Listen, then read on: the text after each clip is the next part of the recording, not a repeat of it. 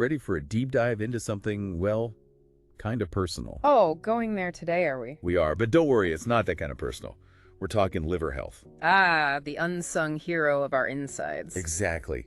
Specifically, we're diving into those weird, subtle signs your liver might be waving its hand about, trying to get your attention. The ones we often ignore or just brush off, right? Yep. And we're basing this whole deep dive on that article, 12 Early Signs of Liver Cirrhosis You Shouldn't Ignore. Right. I remember that one. Gets straight to the point. No kidding. It jumps right into how common liver problems are becoming. Like, did you know over 25% of people in Western countries have fatty liver disease? It's wild. It really is. And the article really drives home this whole silent epidemic thing. People walking around with no clue because, well, they feel fine, at least at first. Okay, so what exactly causes a fatty liver? I mean, is it just like too many cheeseburgers? Asking for a friend.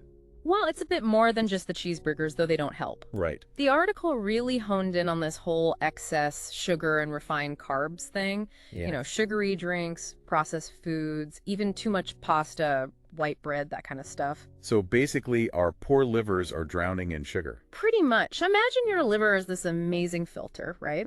But if you keep overloading it, it can't function properly. It starts getting all inflamed. And that's where the real trouble starts, yeah. Exactly. That inflammation is like the first domino. The article talks about fibrosis and cirrhosis. Which sounds super scary. They are serious, but they make sense once you get what they mean. Okay, so break it down for us. Think of fibrosis like scar tissue.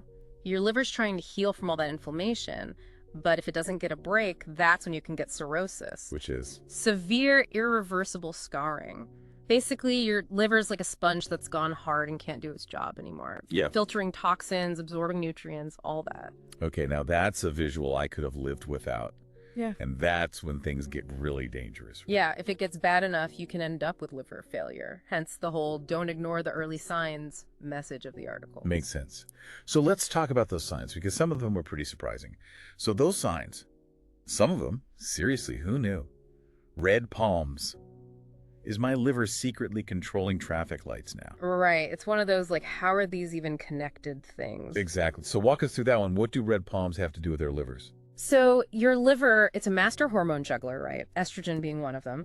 And when your liver's not happy, you can get this buildup of estrogen, which can actually show up as, yep, red palm, palmar erythema, it's called, if you want to get technical. I think I'll stick with red palms for now. But, okay, so it's like our body's trying to, get rid of the extra estrogen through our hands? Kind of. It's more about the effect that excess estrogen has on blood vessels, but yeah, the article pointed that, and spider veins too, as being potential signs. Okay, spider veins, I get. Those are circulatory, right? Exactly. But then we get to things like, oh, dandruff, or your nails getting all brittle. Makes you wonder what your liver isn't involved in. Right. I mean, how do those connect back to the liver? So think about it this way. Your liver, it's kind of obsessed with nutrients, absorbing them, processing them, making sure you've got enough. But when it's struggling, it can't do that as well. So we don't absorb the good stuff as easily. Exactly. And that can show up in weird ways. Like dandruff can sometimes be from not enough B vitamins, which your liver usually helps you hang on to. Okay, now that's just sneaky. I'm never going to look at my nails the same way again. But it's not like one flake of dandruff and I need to call my doctor. Right. It's about patterns, not freaking out over every little thing. The article made a big deal about easy bruising, too. That was interesting. Yeah, I remember that. Something about blood clotting.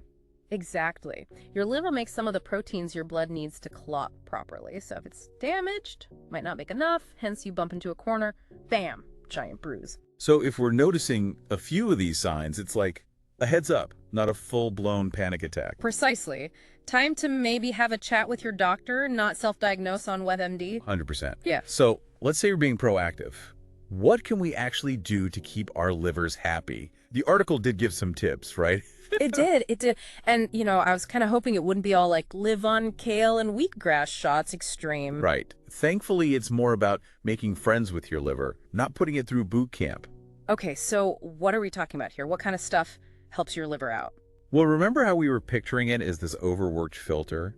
Giving it a break is huge, and that's where the article brought up intermittent fasting. Oh, interesting. I'd always heard about that for, like, weight loss and stuff. Didn't connect it to my liver, though. Makes sense, right? Your digestion's on hold, so your liver can chill out, do some repairs. Hit the reset button. I like it. Yeah. What about actual food, though? Anything we should be piling on our plates? Big one. The article stressed cruciferous veggies, broccoli, cauliflower, that whole game. Those are good for everything, aren't they? Yeah. What makes them so liver-friendly, though? Loaded with antioxidants, and they've got these compounds that help fight inflammation, which, if you remember, is what kicks off that whole cascade of liver problems. Right. Inflammation is no bueno. Mm. Okay, so we're giving our liver a break with some fasting, loading up on the veggies. Anything else we can do? Well, the article did give the standard reminder about sugar and alcohol. Yeah, no surprise there. It's not that you can never have a glass of wine or a cookie, but just, be mindful. It all adds up. Moderation, right. Same message for everything, practically. This has been a wild ride, though. I feel like I understand my liver on a whole new level now. Right? You just never think about it till something's wrong, but it's amazing how much it does. Seriously. Right. Definitely makes me want to take better care of it. Any last words of wisdom before we sign off?